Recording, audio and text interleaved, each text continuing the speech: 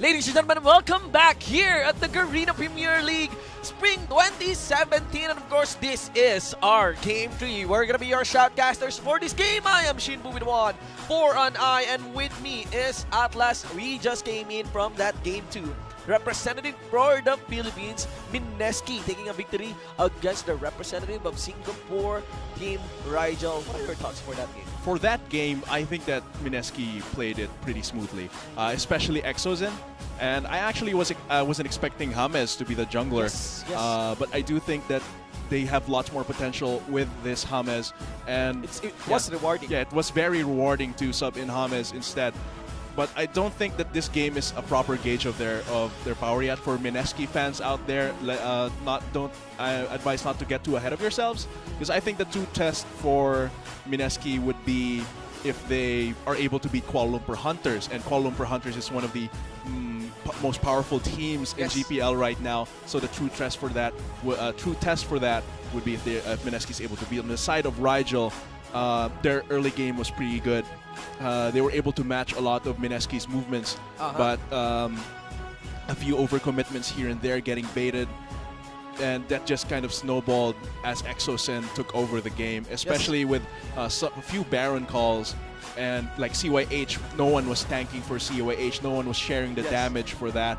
It would have been a nice call, I think, but really, it was just way too risky at that point. With CYH getting so low. Yes. Actually, in my opinion, the MSK's approach for this game was pretty methodical. You know, of how they took their lead. We were actually kind of debating, Vulcan and me, about the itemizations when you got a lead. That I was saying, you know, usually teams, they build offensively on terms of itemizations. And what happened here for MSK is they built defensively just so they can become more offensive. You know, enabler items like Zonia's Argos, you know, enabler defensive items. Being able to survive more, get a few more seconds. Yeah, just because you got nice base damage for your team. Now, of course, ladies and gentlemen, again, as we mentioned into our schedule for this Game 3, you know, you got Kuala Lumpur, they may have to wait because the representative for the Philippines this time will take on a new challenger. And of course, same goes for Fortress here from Indonesia. Yeah, they'll be facing, they'll be taking on this Game 3. Once again, MSK versus Fortress. I'm really looking forward what could be the outcome for this game, because, you know, this is going to be the first time we'll be seeing these two teams fighting it out in the group stage. Do take note that this is a double round robin format, so they'd be facing each other twice. So it's going to be your first round, and then you learn from that, and then take it to the next rotation of the round robin. Definitely. So, ladies and gentlemen, of course, mentioning that we will have this quick video about Exo's thoughts on GPL. Okay. We're just waiting. Okay.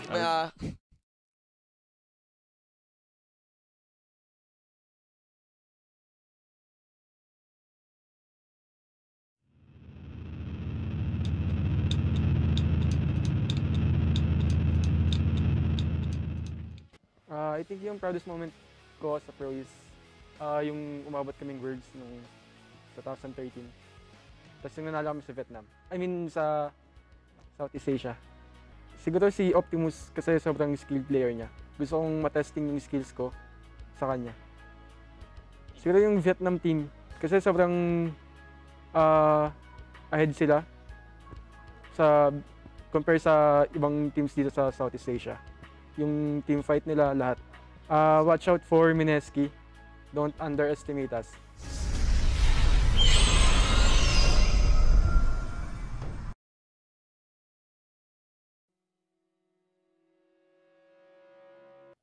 My proudest moment is, I think I was proud with myself because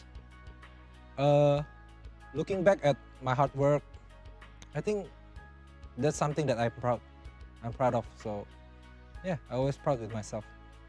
As an Indonesian player, Indonesian team, I think the team that I look up to is Vietnam. So I want to fight Vietnamese team so much, then I want to win.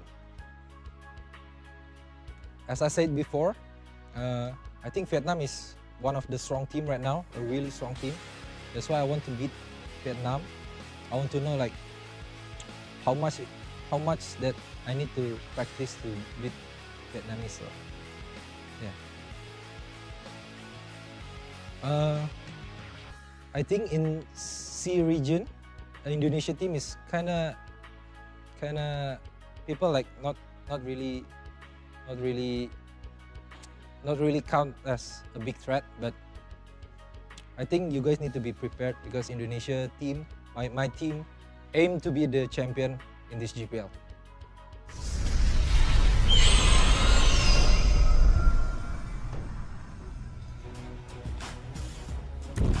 So definitely both of these teams want to get out of group so they can face Vietnam. And that's really good mindset. Everyone's indeed. like looking forward for the Vietnam War. Yeah, they really want to face that boss, Vietnam. Yes. That's the perceived boss of the GPL. But we're going to have to see which one of these teams is going to get one step closer towards that with our drafting phase of Fortius versus Mineski. Yes. For the info of our viewers, once again, reiterating that Vietnam, along with Thailand, is actually waiting for in the semifinals already. They won't pass. They won't be playing for the group stage. So clearly making a statement here.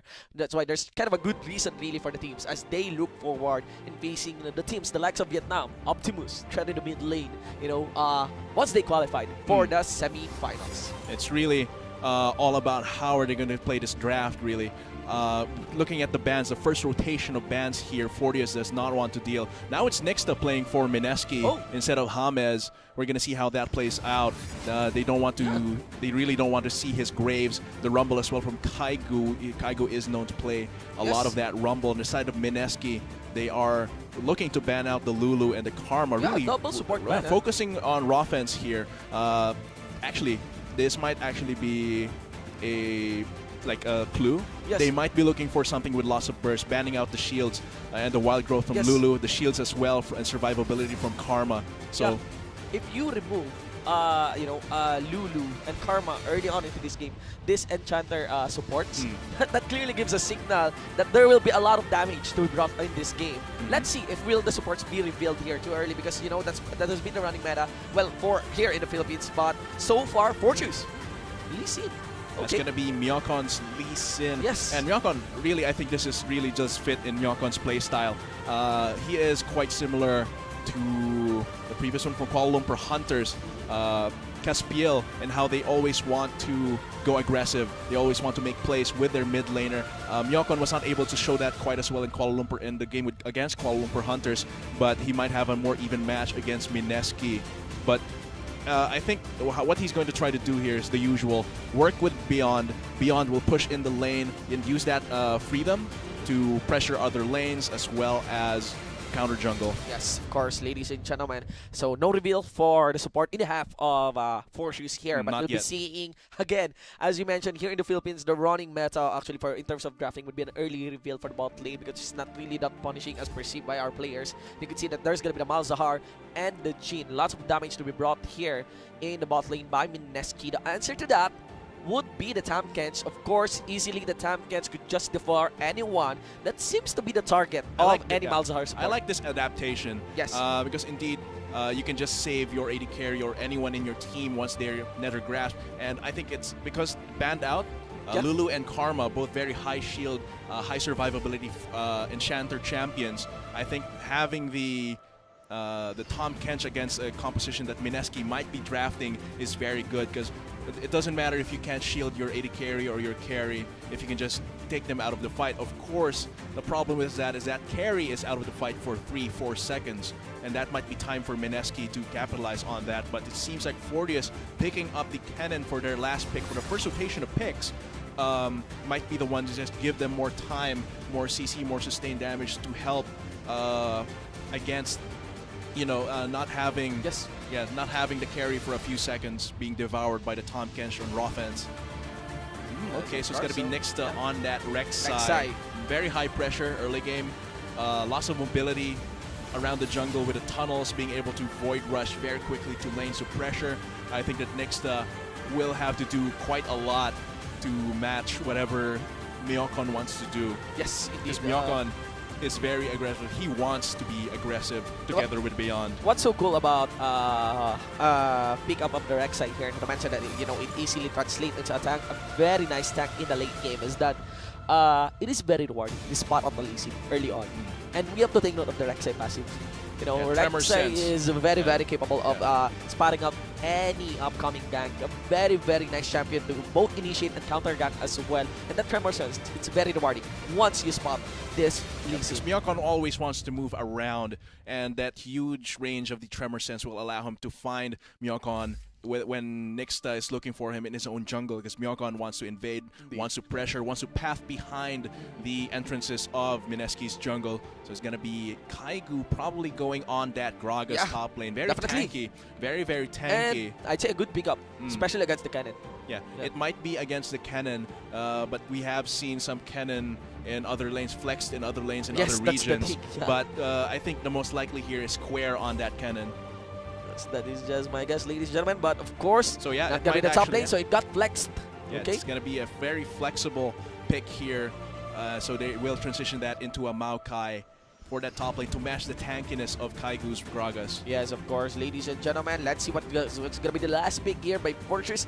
If I'm gonna be asked here, they would need additional damage, definitely for their mid lane. So we'd be seeing an ADC cannon if ever this Cassiopeia gets locked in. Let's see, ladies and gents, for Beyond. Again, it's going to be heavy team fighting from Fortiers, and they do lock in the Cassiopeia. That's a lot of CC crowd. Once they get into a fight, the Slicing Maelstrom, the Vengeful Maelstrom as well. That's just a storm of damage and damage reduction, and then add into that the amount of zone control and poison that Beyond can put down with the Cassiopeia. Yes. With the DPS, just get in there and not shred down everyone. The Talia will be the response here for Exosen. What's so cool about this one is that an ADC cannon actually outranges the Nether Gasp of a Malzahar. That's one, if ever, if you want to read that kind of condition. And even if, even if Chopper does get the Nether Grasp on him, that does not cancel the Slicing Maelstrom. That's the thing. If he is able to predict that, because you know, it's going to be pretty hard. I mean, it's easy to telegraph TG if he wants to go for a Nether Grasp. Yeah, and in my opinion, in terms of shoving lanes, Cannon is very capable of doing that. Not to mention that, of course, you'd be rushing Rune once on a cannon for, you know, that splash attack. And not to mention that his skills are free. Actually, he is essentially free. Cannon is one of those ninja champions where the energy costs are not super oppressive compared to Shen, Akali, Zed. And the energy will just allow him to, and not even, the energy costs are not very substantial, is my point. So you can just keep spamming that. For harass within lane, activate the marks for the stun. So really, I really do like this cannon together with Roffens, because Roffens, he does get a speed boost after devouring an allied champion. So he can use Roffens as a delivery method if he's like out of breath in terms of speed. Roffens can just go in there and he can tank forward while having that Slicing Maelstrom all around. But if we're going to be observing the lanes here, what could be the most threatening, in my opinion, still both of these two teams may look forward and really snowballing the mid lane. We do know the stylistic approach for Nixta, the way he always camp Exo the mid lane. I think that's a lot of, it's common in Southeast Asia. Yes, and that's my guess as well of what will the jungler here by Fortress will do in favor of Beyond. And, you know, at Twisted Fate is actually very vulnerable to Lee Sin ganks. No? Just easily take him out, not very mobile, has to set up his own CC and escape. Yeah, that's the problem about the Twisted Fate. All that the Lee Sin needs to anticipate is actually just read through the cards. Once it is on cooldown, the setup for the card is actually very hard. You know, for the average TF player. Ladies and gentlemen, that's gonna be our loading screen. As you can see, the faces and the champions of our players. We've seen them, how they played, ladies and gents. And of course, we're looking forward for your support for your respective teams. The biggest shoutouts for our viewers in Indonesia. I'm pretty sure they have their own stream there as well. Of course, you know, using their own dialect. And not to mention, of course, language. Dialects for provinces. Right?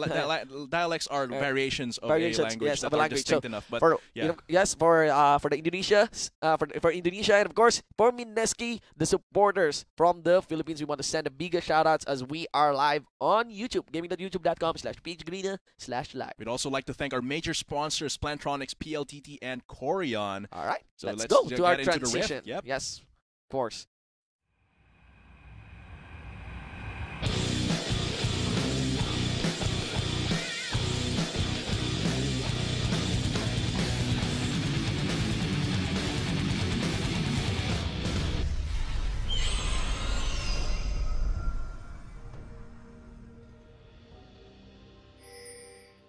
again for our Game 3 to be played between the representative of Indonesia, Fortress, versus the representative from the Philippines, MSK.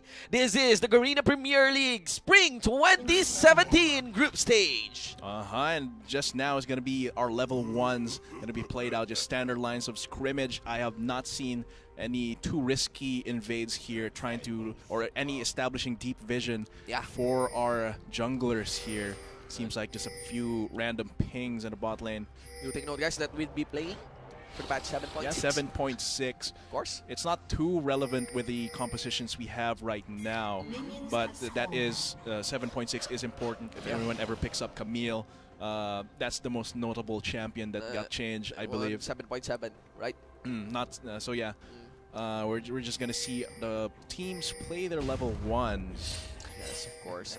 For our game, accounting for the starting items here, you could see how Zensho here taking up nice handicap, really. Not picking up any item. Zensho does not have any item, actually. Fortress here.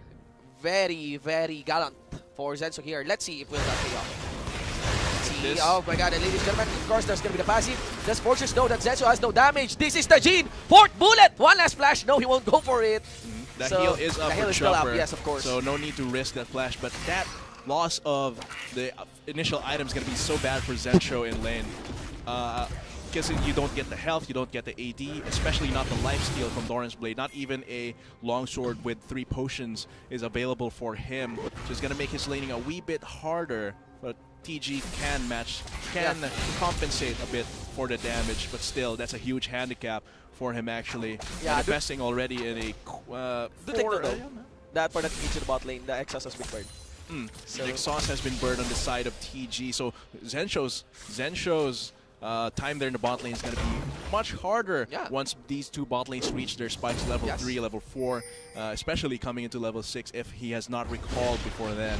Of course, ladies and gentlemen, you could say as well that Macon would take the Grump in this bot lane. The Krugs, yes. Yeah, the Krugs, which would easily allow him to actually sneak up on the side rush if ever he wants to get that early game in the bot lane. But because, you'd be wanting to capitalize in this bot lane without any items or even exhaust. Easy pickings there, no bonus health, no sustain so far. But it seems like Zensho is doing pretty decently. You see here Nixta looking for a gank here. Might be a bait playstyle here on Nixta as he managed to visit force it and out onto Rofens. Heal has been burned. Nixta is going solo, but do take note that Neocon won't be here. Safeguard. He should be able to dodge. Oh, there's going to be the block on the Q. Now coming to Macon, and that's going to be the first blood still in the hands of Fortress as the devour has been complete. Macon is gone. TG here will be low. Exhaust on Zensho. No item Jean, and a final leak to be dodged here. Rofens did not connect the Q. A 2-for-1, and Indonesia takes it. I think the Doran's Blade would have helped a lot in that fight, but still good confidence from Nixta to just go back in even with low health. Cost them 2 lives there, though, giving the first blood even to Fortius, which puts Zensho in an even more disadvantageous situation. Let's look at the replay here. Yeah, almost taking out here, but Zensho not near enough. Look, Nixta taking so many turret hits actually opens up the rest of this kill here. Even with TG body blocking, that's a lot of health burned. If Nixta had not taken that many turret hits, I think it would have been ended much better, or even just a disengage from Fortius. Yeah. The exhaust here was really big. The exhaust was really big. Totally. Yeah, he had to wait for his 4th bullet. Even the 4th bullet was actually under exhaust, but not this time, as Nixta wants that double buff, but given onto Zensho. No item, Jean. Okay, so that was quite a turn of events after that initial fight, so that give the revenge with 2 kills returning for MSK. I did not quite see how that transpired, but I just find the engages in the bot lane really hilarious. I mean, even for a link for GPL, it's really interesting seeing a double buff on a Jean without any item. Yeah, and that might be the plan. BF sword, longsword. BF sword, longsword. Jean, no item. I don't think that was the intent. I don't think that was the intent, but it. At least. But ganking, Nixta ganking there repeatedly did pay off for Fortius. Myokon, of course, takes advantage of this by clearing the red side jungle of Nixta after all the time he invested there in the bot lane. Might even transition this into a gank on Kaigu, but Kaigu's still pretty high health. Square doesn't really have the tools to chunk him down yet. Now it's just Myokon really taking away resources from Nixta. And that's what's so cool about this Jin pickup.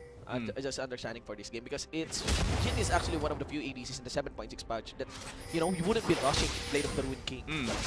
So that allows you with a damage advantage. Yeah, really good damage for the laning advantage. phase. Yeah, that's really the economy of AD carries, in that if everyone's building the Bilgewater, it's going to be a gank here from Myokon. Oh, flash away onto Kaigu. Sonic Wave did connect. Kaigu still willing to trade up, at least bait Myokon in taking one turret hit. No ultimate or no any response coming in from Exocet here. Still shoved in his own lane. Here might be still Nixta lying around. Spotted out by a ward. Yeah, he can just tunnel out. Yeah, he can just tunnel out, but he's really pushing his advantage here. No, just taking out a few of these small Krugs. Yeah. But yeah, the economy here, that if an AD carry gets BF Sword, the Bilgewater Cutlass is less effective for these shorter fights. Yes. And because Jin isn't as popular as those AD carries that build. Blink. Here, Nixta finally going to be visiting here. Exocet Gold Card gets used onto Myokon, but do take note, this lead, rather, this is going to be Beyond, doing a lot of damage onto Nixta. So, yes, I do understand there's no casualty yet. Ultimate is on cooldown anyway for Beyond. So that's still going to be some summer spells burned on the side of Exos, and while Beyond still has the flash and cleanse. Sorry. Yes. Kaigu, top lane. Yeah, a little duel in the top lane. Just You can see how Kaigu just used the explosive cash to at least put Square, an attempt to put Square in range of the turret, but did not connect. Yeah, so but yeah. If TG and Zensha are gonna take another fight here, they will have a small advantage, or like a huge advantage here with a BF Sword itemization. That really is just a natural consequence of the build path of the AD carries. Yes. Because Jin, because most other AD carries are able to function pretty well. There we go, ladies and gentlemen. That's going to be the ultimate destiny there by Exocet. Does he have enough mana though for the Q? That's going to be the big problem here as he gets the link from the top catch. One final link, gets the Devour in, deliver onto Chopper. Exocet goes down. And you can see that's going to be Beyond going and responding in this mid lane. TG is low without any mana. Nixta has that tankiness. Beyond may get his ultimate, but still a few seconds for the cooldown to be up. So it's a 2-for-0 exchange. Win there by Fortress. Looks like Beyond is still not giving up. Yeah. Wants to take that blue buff away from Nixta, Yeah, and especially Exocet. Just Yeah, I don't get why Exocet use a gold card on a minion. Because he was already in range for a gold card onto either Chopper or Raw Fence. Oh my god, they didn't see that connected on the game. I was actually more focused on the lack of mana by But yeah, that was huge. yeah, by Exocet there. Because Chopper and Raw Fence both had, neither of them were stunned. That just Clear the mistake there by Exocet. But maybe not this time. oh, Or maybe man. not. Oh my god. Yeah, Exocet does not have his ultimate to try and get the revenge kill here. And Myokon cleanly gets out of there, burning his flash though. They may be spotted though by TG. TG does not have ultimate just yet. And the big problem here is these are just mistakes. These are not just small mistakes from Mineski, they are huge. That mechanical mistake on the gold card on the minion really hurts the entirety of the team. Here comes Myokon. So this time, it's And not the Exocet visiting, it's rather Exocet getting visited. And he's going to be in a tight spot here. Destiny is not available. Ghost will be up. One final gold card. Sonic Wave, it's a red card there by Exocet. One final hit, that's going to be the passive, but still not quite. Another flawed pick a card from Exocet there. Because the gold card was already in the selection. Yes, and he did not stop there, so he had to go for the full rotation of blue into red. And that just allowed Myokon to finish him off with his Thunderlords, with his kit. And really, I'm not sure if Exocet is super comfortable here with the PF, because of course you get lots of global pressure. Ooh, there we go. Okay, there's the knockout onto Rovens. Quite tanky for this time catch, but not tanky enough for 3 members and 2 ultimates. Yeah, was not able to use his gray health as a shield there. So now it's Chopper on the defensive. But of course, that's going to be Beyond joining this fight. It's going to be Chopper's signal to use his ultimate. Beyond. Does Nixta has the flash? Yes, he did. Sonic Wave did connect. There's the final knockup. No gap closer for Myokon. But still, it's the tunnel coming in from Nixta as Exocet is there ready for the red card. Puts it on the minion. Flash in ultimate. And Nixta receives the kick. One final Q is all that is needed. One final was a tunnel. And he walks away. The escape completed by the jungler of MSK. That was also quite dangerous, Dangerous, from Exosen. very dangerous. Yeah, very dangerous. But also Exosen prepped the red card to clear the wave instead of prepping the gold card in case they continue the chase. So, but yeah, I'm not really sure if Exosen is super comfortable right now with FTF. Because of course I get that their long range from the Destiny, from the Void Rush, combine that with being able to snipe from afar with the Curtain Call. Yes. It might be effective at the composition. I get the plan, but so far the execution doesn't seem to be there just yet. Yeah, and there are lots of summoner spells burned there. Okay, you take note, Nixta won't be able to pull off that flash knockup combo. Yeah. If So ever they want to make a play in this bot lane as well. Oh wait, that was one hell. Nixta almost taking that move my up God. with a Cinderhawk. Oh my god. Right, so let's see, because if Forces continues in capitalizing on this mechanical mistakes here by MSK, I do trust the Indonesian team would be very capable on capitalizing this lead into an objective. Definitely, it seems like just now Exosen still trying to survive the lane, quite behind in terms of CS. That is an over 25 deficit compared to Beyond, and really Beyond has just been working with Myokon so much to apply pressure. Okay, Here comes there the Destiny. is the Destiny. Exosen will position himself there. Curtain Call for, okay, first bullet did not connect, but of course the ultimate did. Let's see, Exosen gets focused here by Romance, flash away, ultimate, and that's gonna be TG gone. Nixta as well. It's a 2-for-1 exchange as Beyond still continues with the chase. Chopper won't be there to join this fight, but at the very least, that's gonna be the ADC of MSK. Still, you know, being steady consistent with the damage that he can deal, but it cannot be denied. 8-5 here on top of that 1K gold lead. Not mentioned a Cloud Drake. Fortress is looking good in this early game. Cloud Drake, and this will actually allow Myokon to roam around a lot more. Yes. That small movement speed boost does add up in terms of the time he saves, clearing his jungle, rotating to other lanes. Oh, Zencho in a little bit of almost. Because yeah. offense was there. That would have been dangerous if a tongue lash connected onto Zencho. Had it been its third bullet to fourth bullet, Chopper would be dead. Yeah.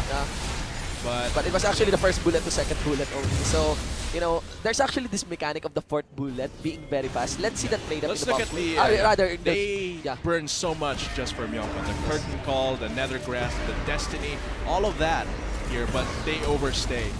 Yes. Exosen, I think, could have just walked away at this point, but now they're all caught. Exosen in a corner in the slicing maelstrom. Nixta as well tunnels right into Chopper, so that's a lot of CC. Now that ends up in a 2-for-1 with less cooldowns used on the side of Fortius. Yes. And as we observe here, actually, it's again not just mechanical mistakes here by MSK. It's also Fortress, you know, executing these team fights. Yeah, in an on-point manner. Their composition is made for team fights. They have a solid front line. Once Myokon transitions into a more tanky role, that's going to be an engage from Square. Yes. Offense. All they need is to remove actually the passive on TG here, but the top teleport 2 towers here in the bot lane. Let's see who will go down first. Roffen's going so low. Onto that right now. Mekon goes low as well, but not going to hit the mark. This jungler still remains alive. Nixta tries to tag in Chopper. Doesn't get the knock up. Still releasing the CC, and Square is just soaking up a lot of damage coming in from MSK. Lots of fallback signal as Exosen will be the first one to join this fight. They need to buy time, but do take note, Cassiopeia will be there to join this fight. Their main top line. There's going to be Kaigu flashing in. Chopper will flash away. Here comes Beyond. Ultimate is still available. Going to be very dangerous. MSK may have to call it quits in this bot lane. As you can see that they bag in 1 member. Make that 2 member. Ropens and Square. A kill against Fortress. But that is quite okay. That's another Destiny. We're gonna see if it's gonna transition into anything. Chopper may be the target. Actually, just cancels it. But yeah, the win conditions for both of these teams is that MSK can make a lot of cross-map plays. Yes. They can use these to take advantage of someone out of position. Here comes Nixta. Yeah, this global, right? And so far, you know, this enables them to respond effectively, but rather Fortress was able to delay this fight. All they need is the Sonic Wave on this turret. The gold card won't be available, but the Sonic Wave tick and the Resonating Strike cannot be casted here by Mekon. They're just waiting on a blasting cone, and yeah, that stops that siege, pseudo siege, mini skirmish here in the bot lane. Yeah. That's just going to be a continued siege here Roffens and Chopper still going for it, but again, Roffens might get caught out. And the fight doesn't stop. Carding Call gets casted. First bullet connected to Roffens on top of that gold card. Clearly a mistake here. Overstaying. Not necessarily overstaying, but really not gauging who could respond here in this bot lane. But do take note, with MSK investing a lot of members in the bot lane, that allows Macon and beyond to push this mid lane outer turret. And that will just push their small gold advantage even further because, okay, so Kaigo will be here for the response. Let's see, Good ladies and gentlemen, rotation. that's going to be an explosive cast displays beyond and gets set into the beyond. Let's see here as they try to chase Macon here receives the ultimate on the GG. Second kill on MSK as Square cannot really respond and aid his teammate in an instant. 16 minutes into the game, you see 3 members of Fortress falling into the hands of MSK. That's just gonna turn the gold lead from -1k to 1k for MSK. And Roffens has been getting caught a lot. He gets stunned down, locked down, not able to use his gray health as a shield at all because he's way too locked down. Having to build a Quicksilver sash as well means that he is not a frontliner for Fortius. He's just there as a delivery service to get people out of danger. But if he's not tanky, he's not going to be able to endure any of the damage. And that removes, that delays if ever Roffens is planning on building what is any more tanky Redemption. items? Yeah, Redemption. You know what's so cool about Redemption? It provides additional mana and regeneration for you, not just the utility that it provides during team fight.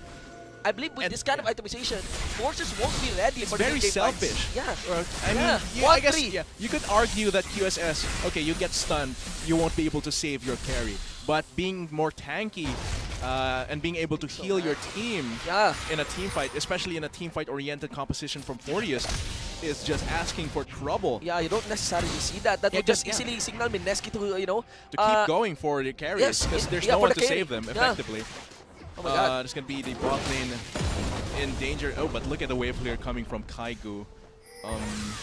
Chopper, it is left in the hands of Chopper to really do some hard carrying in this game, and he has to understand that his support is not really that tanky to build for him. Without any of the items, just a QSS. It's way too risky to try and go for any proactive plays now, even though Chopper is quite ahead for 2-2, rather even with Zensho. But mentioning as well that Fortress here has no armor, doesn't have enough armor to be ready for Zensho here. And Zensho completed. In Infinity Edge, transitioning that probably into a rapid fire cannon. Just straight up lots of damage in these skirmishes that MSK wants, because that's what MSK wants. Catch out someone with a Void Rush and the Destiny, and that just allows them to take these 4v3s, 5v4s. These team fights that they want. Well, in the meanwhile, Fortius wants these 5v5. 5v5, yes. In a 5v5 scenario, Fortress is still very capable. There are just really a lot of game-changing ultimates in their arsenal. The thing here is that accounting for skirmishes and macro plays, as you mentioned, MSK is still very capable. They could actually easily open up a team fight with a numbers advantage. And so far, Roffens' itemization is not playing to the win conditions of Fortius. Yes. The QSS will not help them too much in a team fight. It's just going to mitigate any sort of pickoff that MSK wants to do, but that's going to be there's the big teleport from Kaigo. Curtain Call gets casted. Do they have enough armor? Square may want to use his ultimate, but there's the steal. Macon secures the Ocean Drake, and a full 5v5 fight breaks out. It's going to be Exos, and he's trying to deliver the gold card. And of course, there's a king from Macon. Exos, and he's delivered the backline of Fortress, and he managed to actually die. And you can see that only 3 members of MSK are remaining as Fortress is winning as they execute this one. Flawlessly, still a double kill for Zensho. This might turn the tides. And you can see how Kaigo serves as the attack for Zensho. The damage is there, the tankiness is there. MSK may turn things around. It's Chopper versus Zensho. Who will win? Double buff on Chopper as well. It's a 3v3 stack with the Ocean Drake in the hands of Fortress. What a fight. So that is going to be a win on Fortius side, being able to take that Ocean Drake, and the pressure for the mid lane is also theirs. Let's look at the replay here. Curtain Call actually scares them away. Myokon is going to look for Exosen here with a ward jump. Yep, and that's just going to be, no, doesn't even need the war jump, just uses war jump behind. It's a kickback. And Zensho is way too busy taking him down, while Chopper is already slicing through the rest of the team. But of course, you can see here that the front line of Nixa and Kaigu protect him from a lot of the targeting that Fortius wants to do.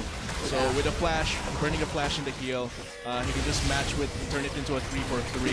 Yes, and actually... And Zensho's positioning, just walking away instead of fully committing every time. And mentioning that replay as well, if you observe Zensho, on these prolonged team fights, that actually falls out of favor of the Jin. Why? Because of the reload mechanic. Yeah, the reload takes so long. Takes so long. And had it been if it's a different ADC with the same range of itemization, like a Caitlyn or an Ashe, it should be very rewarding. Zensho is getting the free hits, all the free hits that he needs on top of this massive damage lead. But again, the reload mechanics very painful for him, and of course for his teammates. Destiny gets used here by ExoSen. Burning a flash is pretty good. Very good trade-off. Yes, yes. But that's just going to be one big cooldown. MSK won't be able to pick off anyone out of position in the map for a few minutes without that Destiny. It's going to be up to Fortius to take advantage of that. The Void Rush is not there. Yes. But this might be an opportunity for them to force a team fight. Come to think of it, Tamkach did survive that Ocean Drake siege. So for once, he was able to survive, but still. Hashtag word. I think he would have been able to stay within the actual fight more if he had redemption. Imagine redemption. Yes, would on have that fight. On that fight, just reset the health of Fortius back to like over half, and then Mineski would have been crying. After not being able to finish off the kills there. And by this time, he should have redemption. Actually, you know. The redemption should be the pickup here, and I think Rawfence is really banking all of his gold into these items that help him become more of an emergency rescue team. Yes. But I don't think that's a very efficient use of Tahm Kench. I mean, yes, his Devour is very unique. Yes. But that's not the entirety of his role. It's very risky. It's really very risky for his teammates here. Because that, you know, it's not just... If you're building Tahm Kench this way, you're just protecting one champion. Yeah. Being able to frontline more effectively, you can bring out the Devour CC, the Tongue Lash stuns, and it's basically Rawfence just acting as an emergency rescue team for Chopper, for Beyond. It's okay, it's okay. I mean, we started this game with Jean without any items anyway, so, you know, seeing a QSS on Tahm Kench. An equal trade-off for that. But yeah, that might be the Baron being the apple of the eye of these teams, setting around the vision for that territory. They want to contest it. Maybe not start it just yet. Yes. But do note that Fortius has Beyond on that Cassiopeia. Yes, yes. So they have two DPS champions that can really shred down that. And again, like I mentioned earlier in the lab, Baron. Twisted Fate struggles a lot on Elise. That's the big problem. Being able to just get constantly Dragon's Rage into the Slicing Maelstrom, into the poison fields that Beyond the Miasma puts down, it's very difficult. And ExoSen I don't think he's been shining in this game, because if you were picking a TF, you want to shine, you want to be able to make these cross-map plays. Yes. But so far, it's just really standard pickoffs. Using the Destiny, and most of them not even working. And by design, Forge's composition, it calls for them to really group up. Interestingly, the Tahm Kench, if ever he devours the cannon, it doesn't stop the ultimate of the cannon. So that's it just one keeps going for that's one of the points we touched on earlier. But if Rawfence is not tanky, he will not be able to do that very effectively. He's just going to give 2-3 kills to Mineski if he keeps going in like that. Yeah, so this really, allows Mineski to open up Rawfence and, you know, get the Tahm Kench away from his, you know, stomach. Yeah, Tom can't being able to get this. I'm the cannon. Yeah, so really, Rawfence needs to build a little bit more tanky, or much more tanky after this. On the flip side, though, they still need to focus around Beyond and Chopper. I'm really curious about the QSS build. What does this even build to? You know, Mercurial Scimitar. I don't think that's going to be very efficient. Okay, so I mean, auto attacks are part of Tahm Kench's kit. He gets bonus damage. Yeah. But I don't think the Mercurial Scimitar We've been building by Tahm Kench, definitely, man. So, anyway, back into this game, you could see that there's a kill lead here by Mineski, mentioning the third lead But as the well. gold is pretty much even That's with very favoring even. Fortius because of the dragon. Here comes the QSS Oh. Tamkech. You're gonna put a gold card there, but Kaigu will be able to join this fight. Exosan will fall below half health, and that would allow them to be at an advantage with the redemption. Maycon gets caught out of position here. Next time may aim for the flank, but this is a dangerous spot for them. They're initiating the Baron here, immediately for but the do Baron. take note that Square is still available. This is kind of risky for Mineski. Gonna get One collapsed stop has on, been burned. Zensho. Let's see as they get collapsed on. Square is soaking up a lot of damage. Chopper is low, and DG still trying to catch up this backline. You know, ADC. DG goes solo as well, but do take note that Robbins is gone on this fight. An ultimate big one from beyond. Can he translate it into a kill? Huge Zensho on shield. his final bullet. There's Square, of course, going for Zensho a shutdown as he tries to reload. Kaigu still tries to soak up damage, but it seems that the Maokai is the better tank for this fight. As you can see how Exo-Sen is warding up Chopper to join this fight. Beyond is the big problem here. Beyond plus Square, it's a very, very hard position here for Mineski. One last here offsets the damage from the red card, and in the end, it's a win by Fortius. It's a 4-for-2 exchange. This might actually give Fortius a chance to get this because Meowcon is now alive. Meowcon combined with the DPS of Chopper and beyond, that's Blade of the Ruined King plus Twin Fangs just burning that Baron very quickly. Nixta is up, but he might not. He doesn't have tunnel here to get to Void Rush towards the Baron. So just, Oh my god! Oh my god! That's the wild card. That's taking it out. Oh my. That's an odd one! BF still, Yeah, ladies that's and gentlemen, pulled up by Exo-San. Wild cards! TSM Exo-Sen Yes, taking man. the Baron out with the wild cards. And Oh my god. I was expecting that Meowcon would take that very easily considering the Blade of the Ruined King plus Twin Tanks. All I can recall really is the odd one stream, ladies and Yeah. gentlemen. That is the iconic still using a wild cards from Twisted Fate, using a Twisted Fate, and now we have it here in the GPL, pulled up by the mid laner of the Philippine representative Exo-Sen. That is big. Still, even with the steal though, Mineski, Oh, that's gonna oh my be the God. counter steal. Oh my god, another steal on the Mountain Drake, using a support top catch with QSS. No item Jin. What is this game? Oh, I am not even sure what's happening in this game right now. But Mineski, I think after that Baron call, I think they need to fix their Yes. shot calling for this game. They need to adapt because that was very risky. They could just easily get collapsed on. Looking at here, that's gonna be the wild cards. Yep. The Oh my smite, God. he smites it, and that little bit of health Yeah. gets taken by the And wild cards. it's a max range wild card. Yeah, that was max range as well. But Oh my god. yeah. Anyway, understanding actually how team fights broke out in this game. Just my thought. The damage from Mineski, they have damage, they Yes, do have they damage, but it's really very conditional in a sense that you can easily prevent those damage if you just ward off Exo-Sen and DD. Because Zensho has spikes of damage. Yes. And with Square and Rawfence being in the front, That's he the can big just problem. easily take that fourth bullet. Yes, and that's the problem. You know, Zensho does not itemize to take down Exo-Sen. tanks. Zensho did not itemize to take down tanks compared to a cannon with continuous DPS. Not to mention beyond as well with those fans. Yes, that's true. Kaigo and Nixta will definitely melt. They'll be shredded down Yeah. by the Blade of the Ruined King. I think plus a Mineski- consistent damage from beyond. Exo-Sen Ah. still Yes, and you out of know, position. this is the one that Mineski should be doing.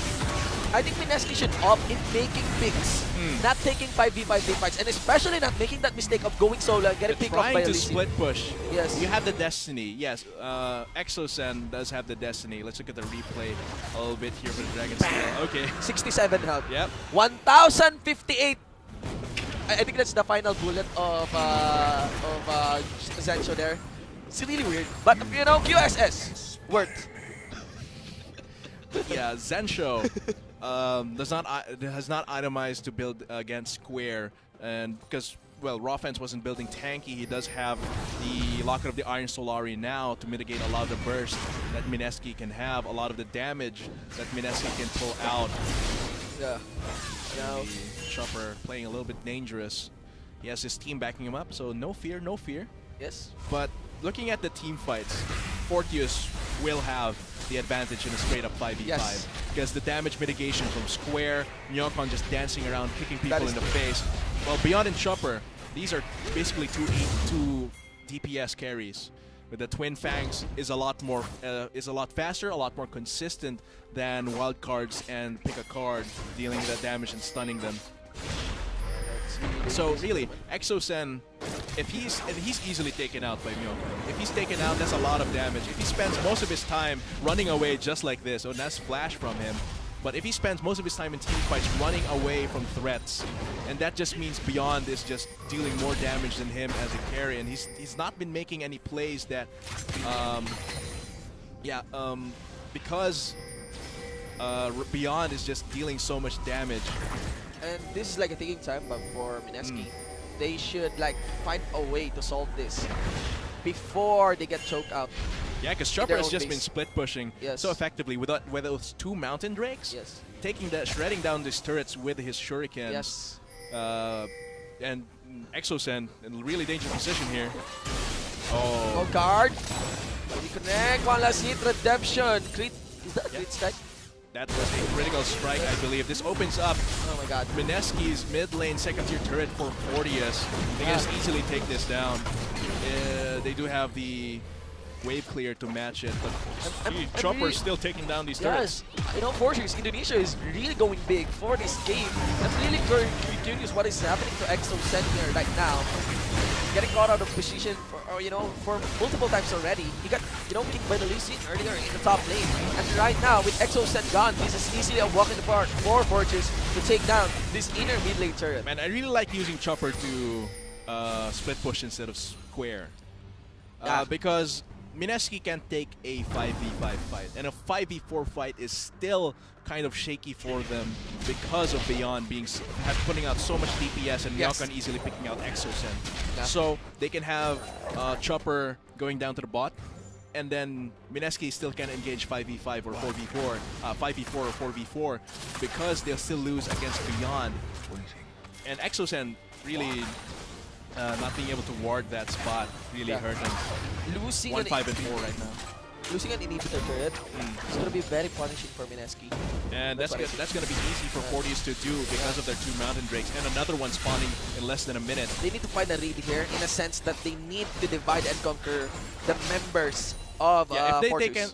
The problem is if they take out Chopper and invest so much ultimates on them, then that's still going to be the Petrifying Gaze, the Dragon Strike available for Fortius. If they get into a fight to try and capitalize on picking off Chopper, it's still going to be very difficult for them. But these two objectives are going to come up in less than a minute. Mountain Drake in 30, Baron in 45. So that's going to be the next stage for our fight here. Probably. Oh my god. This might be an opportunity. Let's see, can they make a pick up? Oh, that's a red card, ladies and gentlemen. But of course, followed up by the deadly flourish here of the GNX now with a knockup, and Maycon is gone. This is what you need. But let's see what is the cause as Chopper destroy the inner trampling turret.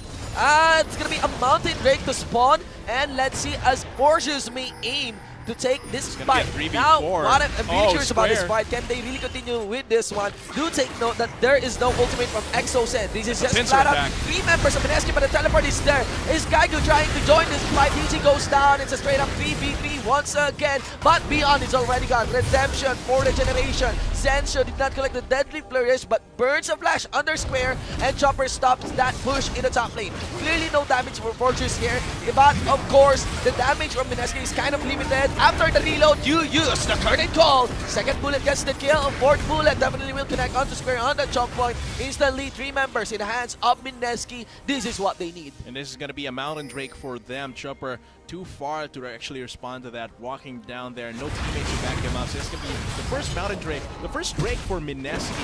And really, that entire fight there was pretty sloppy. Yes. Pretty sloppy and messy. It did end up well for MSK. So that's still a 4K gold lead for Fortius. Lost 3 Drakes. So it's going to be still very hard for MSK to crawl back here, especially if Fortius wants to play and dance around this Baron. Because dancing around the Baron, Chopper will still have the split pushing power. Square will still be the constant front line, even using his teleport probably to rotate to other lanes instead of joining his team, because Chopper is their main split pusher for now, pulling loss of threat, being able to match any threat that goes to him. And being able to take down these turrets so quickly. And they want to continue to do this, man. I mean, again, in the instance that MSK will lose an inhibitor turret, that's going to be very hard for them. Again, despite that win in the bot lane, 3 members killed against Fortress, I don't think they could still easily beat Fortress in a 5v5 stack. Definitely They should understand not. that. The Vengeful Maelstrom plus the Slicing Maelstrom. Oh. Not like this. Definitely Exosen, mid laner is gone. This is going to be an easy battle for Fortress. Maybe take on few members here as Zensho gets tagged here. But the party is split. Yeah, by Fortress. And Fortress is split though. But do take note that Chopper is split, pushing in to finish this game. It's a matter of stopping the recall of MSK. They'll be forced to walk away or even face a Cassiopeia. There's the vision. Kaigo will pick up. Beyond will use. I think that's a QSS. Deadly Flourish did not connect Zensho with the final bullet. Let's see if can he make it. Chopper will join this spot. Oh my god, it's gonna be very dangerous. But of course, there is Ropets using his ultimate to back it up. There is Square as well in back of Zensho. Drive upward. But no attack here for Fortress as MSK goes in big. There's gonna be the ultimate slicing Maelstrom. Not enough, but will allow at least for the members of Fortress to walk away. Chopper and it's gonna be going solo. Kaigo touching Chopper there. There's gonna be the surge from Chopper to walk away. 3v1, 3 in exchange for 1, and MSK in exchange for the inhibitor. They will go for the Baron as they take that win 3-1 against Fortress. And Exosen is going to try and defend his bot lane. He does have the wave clear for it. Won't contribute too much to taking this Baron buffs. It's going to be 4 members. Look at the replay here. This is going to be 4v4 on this side. Square, the front line, the huge front line is not there for them. Now Kaigo is there on the other hand. This allows them to just go in. Next Kaigo blocking everything. Yeah. And that's a lot of DPS coming from the rest of the team. Zensho just my god, yeah. Zensho is just there to really take out the remaining stragglers. And Square used his ultimate very late. Yes. Clearly a very effective divide and conquer strategy. Pulled off by MSK. But that's still going to be the Baron on them. It's going to be if they're going to be able to utilize it. Yeah, the big problem here is how can MSK close the game?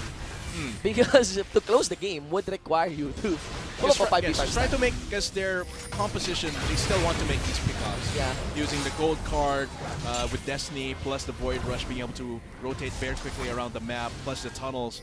They have a lot of tools to pick them off, but as they push further with this Baron buff, the territory that Furious moves around it and can get picked off in is getting smaller. Oh my god, they have an idea of where Exosen is. It's just gonna be the final kick. That's the full setup. And MSK will lose their mid laner. Do take note, lots of spells are still available for Forces here. All they need is to get vision, and all they need is to actually allow Square to connect. Or maybe use Ropens for the back line. QSS package, but he brought Beyond to his death. Let's see, Beyond is gone there. DG managed to kill 1 for 1. Support for mid lane, but that's lots of damage gone for Fortress. Let's see, it's a matter of protecting Zensho here. Nobody's able to tag him. I think the damage from Chopper is lacking. Slice in Maelstrom. Gonna flash in. Catch Zensho in the back line with the QSS. Not enough. And Mekon will shut down Zensho. It's a 3v2. Nixta, it's an all-call fallback for MSK to walk away. Kaigo is doing his best. Will he manage to escape? Ladies and gentlemen, 38 minutes into the game. And that's not gonna be an ace, but might be the game itself as the GA gets popped by Kaigo. Chopper Will is he be alive. able to protect? Do take note, the Chopper is the ADC here, alive to take on this Nexus turns. Ah my god, the timers are too much. That's 2 seconds for Twisted Fate, for Exosen. Can he make it? Will the gold card connect? Twist the ladder. It's gonna be Chopper focusing the Nexus, and in the blink of an eye, Fortress, Indonesia denies the victory against the Philippines. GG, well played, Fortress. Wow. Very massive team fight done there by Fortress. The team fight potential from Fortius was just way too much. And Exosen not being able to impact the lanes too much in the laning phase really hurt him. Plus, I don't think he's quite trained as he would want to be in that Twisted Fate. Lots of red card salutes, lots of really questionable positioning there. But I'd give it to Mekon. That final team fight, Mekon, that setup yes. was really nice. Mekon was very patient to wait on that brush, that Yes. banana brush, on the red buff. And, you know, Exosen was actually taking that path, Yeah, and you he know, was leaning on just the able Raptor Cup. to use that to prep for that kill, Yes. transitioning into a 5v4. Yes, yes. And it was a little bit close there because of the damage from Zensho, but Yes. gets caught. Slicing Mills from Flash in Fearless. Yes. It just allows him to finish off the game after that. Not to mention Rofens with Initiate. Yeah, you know? Rofens. Initially, it was quite difficult, but once he actually built Tanky, Yes. he was able to help his team quite a lot, just going in with the Abyssal Voyage. We still believe even for that game, the QSS is still questionable, very questionable. But the way Rofens played the Tamkach offensively, you know, knowing that there's no ADC and all they need is to chase down members, Yes. Rofens was able to put down nice Abyssal That's Voyage true. really for his teammates. Being able to just deliver his team there. Yeah. But for the team fights. it's kind of awkward to feel because Beyond was removed there early on. TG would be wise in using his ultimate very early, popping Beyond early as well, as delivered by Rofens. But still, overall, it's just a win for Fortress. I think it would have been more favorable for Fortius from the start if he didn't opt for the QSS. Yes, It would have been a definitely. lot harder for Mineski. Definitely. And the game would be a lot different. Yes. In favor of Fortius. Because the Karen was allowed to snowball for that Yes. game. I think composition-wise, it was Fortress win. Yeah, Fortius yeah. really... They had a better composition for that game. Especially they're very much capable of disabling the mid lane of the execution of compositions as well. I'm really not sure why Exosen, why they told, or whether it's Exosen picking up himself the TF if he wasn't super apt on it, super comfortable on it compared to other champions that people know him for. Mentioning as well that there's an instance where the Chopper is actually allowed to split push, and Mineski did not capitalize on that. I really like that, using Chopper to split push instead of Square, because if ever a fight does break out where Chopper is not, they still have DPS from Beyond, and they have a very solid front line in terms of Square. Yes, nicely done there by Fortress. Ladies and gentlemen, that is just our Game 3. We still have 3 more sets to go for this GPL Spring 2017 group stage. And once again, we have been your shoutcasters for this game. I am Shinbu with the 1, 4, and I, and with me is Atlas. The biggest shoutouts to all of our viewers and the summoners who celebrating us as we witness the best talents in the Southeast Asian region. And guys, we'll be right back for Game 4. Carding call for, okay, first bullet did not connect, but of course the ultimate did. Let's see, Exosen gets focused here by Rofens, flash away, ultimate, and that's gonna be TG gone. Nixta as well, it's a 2-for-1 exchange as Beyond still continues here in the bot lane. Let's see who will go down first. Rofens going so low, onto death right now, they're gonna go slow as well, but not gonna hit the mark. This jungler still remains alive. Nixta tries to tag in Chopper, doesn't get the knock up, still releasing because he hits Square, he's just soaking up a lot of damage coming in from Mineski. Lots of fallback signal as Exo said will be the first one to join this fight. They need to buy time, but do take note, Cassiopeia will be there to join this fight. Their main top line, there's gonna be Kaigu flashing in, Chopper will flash away. Here comes Beyond. Ultimate is still available, gonna be very dangerous. Explosive gas displays Beyond and gets sent into the Beyond. Let's see here as they try to chase Bacon. Here receives the ultimate on the GG. Second kill on Mineski as Kaigu. Curtain call gets casted. Do they have enough armor? Square may want to use his ultimate, but there's the steal. Bacon secures the Ocean Drake and a full 5v5 fight breaks out. It's gonna be Exosen. He's trying to deliver the gold card, and of course there's a king for Bacon. Exosen is delivering the backline of Fortress, and he managed to actually die. And you can see that only 3 members of Mineski are remaining as Fortress is winning as they execute this one. Flawlessly, still a double kill for Zensho. This might turn the tide, and you can see how Kaigu serves as the tank for Zensho. The damage is there, the tankiness is there. Mineski may turn things around. It's Chopper versus Zensho who will win the gold card there, but Kaigu will be able to join this fight. Exosen will fall below half health, and that will allow them to be at an advantage with the redemption. Mekon gets caught out of position here. Nixta may aim for the flank, but this is a dangerous one for them. They're initiating the battle here, but do take note that Square is still available. This is kind of risky. for Mineski. Gonna get One collapsed stamp has on, been burned. Zensho. Let's see as they get collapsed on. Square is soaking up a lot of damage. Chopper is low, and DG still trying to catch up this backline. You know, ADC. DG goes solo as well. But do take note that Roman is gone on this fight. And ultimate, big one from beyond. Can he translate that into a kill? Zensho on his final bullet. There's Square, of course, going for Zensho, a shutdown as he tries to reload. Kaigu still tries to soak up damage, but it seems that the Maokai is the better tank for this fight. As you can see, how Exo Sen is warding up Chopper to join this fight. Beyond is the big problem here. Beyond plus Square, it's a very, very hard position here for Mineski. One last here offsets the Exo Sen. This is just about 3 members of Mineski, but the teleport is there. Is Kaigu trying to join this fight? Ichi goes down. It's a straight up 3v3 once again, but Beyond is already gone. Redemption for the generation. Zensho did not collect the deadly flourish, but burns a black on few members here as Zensho gets stacked here. But the party is split. Yeah, by Fortress. Fortress is split though, but do take note that Chopper is split pushing in to finish this game. It's a matter of stopping the recall of Mineski. They'll be forced to walk away or even face a Cassiopeia. There's the vision. Kaigo will pick up. Beyond will use. I think that's a QSS. Deadly flourish did not connect Zensho the final bullet.